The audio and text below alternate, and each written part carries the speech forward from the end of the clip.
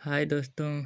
तो प्रश्न में हमें दिया गया है प्रकाश के व्यतिकरण प्रयोग में प्रयुक्त प्रकाश की तरंगदैर्घ्य 5000 एंगस्ट्रॉम है तथा दो स्लिटों के बीच की अंतराल दूरी 5 मिमी है।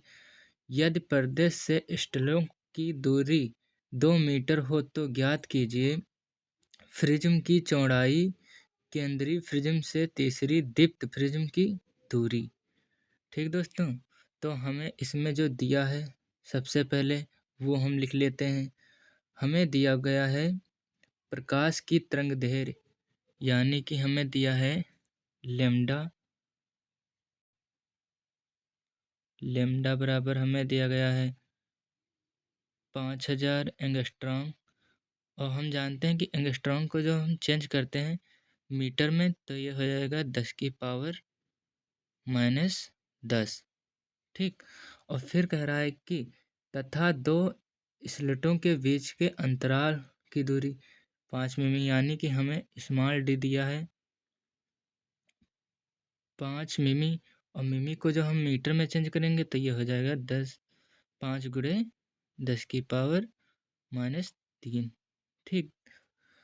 फिर कह रहा है कि यदि पर्दे से स्लिटों की दूरी 2 मीटर हो, यानी कि हमें कैपिटल डी दिया है 2 मीटर। ये मीटर में है, इसे मीटर में है, और ये भी मीटर में, ये भी मीटर में है। ठीक। और ये भी मीटर में है। फिर अब हमें ज्ञात करना है प्रिज्म की चौड़ाई, यानी कि हमें W बराबर ज्ञात करना है, जो कि W बराबर सूत्र होता है डी लेम्डा बटे में स्मॉल डी। ये हमारा सूत्र होता है। तो हम इसकी जगह पे सब मान रख लेते हैं। ठीक। तो सबसे पहले हम मान रख लेते हैं।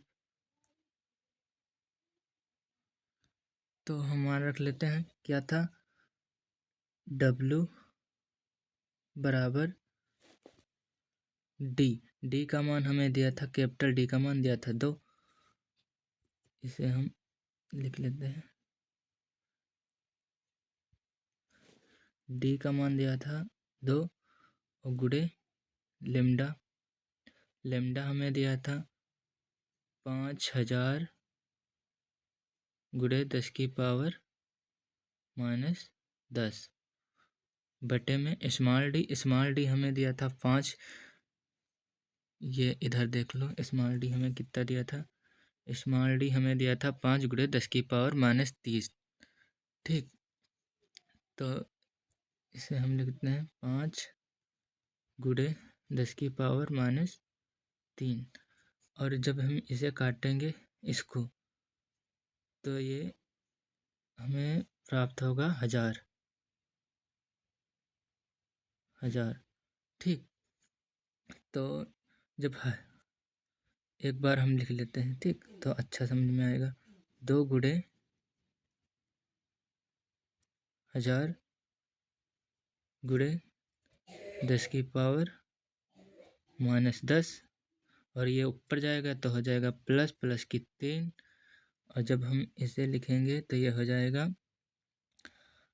इसकी जब हम गुणा करेंगे तो ये हो जाएगा 2000 गुणे 10⁻⁻7। जब इसको हम घटाएंगे तो ये हो जाएगा 10⁻⁻7। इतना हमारा आ गया मीटर में। और जब हम इसे मिमी में चेंज करेंगे तो ये हमारा आ जाएगा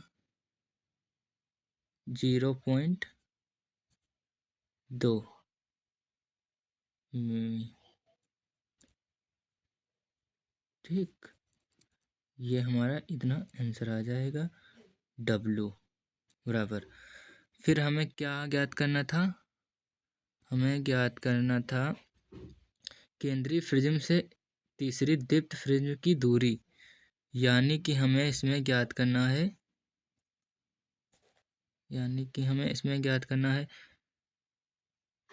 एक्स एम। ये हमें याद करना है। ठीक है, तो जो कि हम जानते हैं कि हमारा सूत्र होता है, हमारा सूत्र भी बता, तो हमारा सूत्र होता है जो कि केंद्रीय फ्रिंज से दीप्त फ्रिंज की दूरी के लिए सूत्र होता है x बराबर, यहाँ पर एक्स एन लिख लेते हैं, एक्स एन बराबर एन गुणे में डब्लू। तो हमें डब्लू तो दिया ही है 0.2, ठीक, और एन का मान हमें दिया है तीसरी दीप्त, यानी कि हमें एन बराबर 3 रखना है। तो ये एक्स 3 और 3 गुणे ओम, डब्लू का मान हमें दिया है 0.2। जब इसकी हम गुणा करेंगे तो ये आ जाएगा 0.6 मिमी। ठीक, ये आ जाएगा 6 मिमी। एक्स 3, ये आ गया है हमारे केंद्रीय फ्रिंज से दीप्त फ्रिंज की दूरी। उम्मीद करते हैं यह सवाल तुम्हें बहुत अच्छा लगा होगा। धन्यवाद।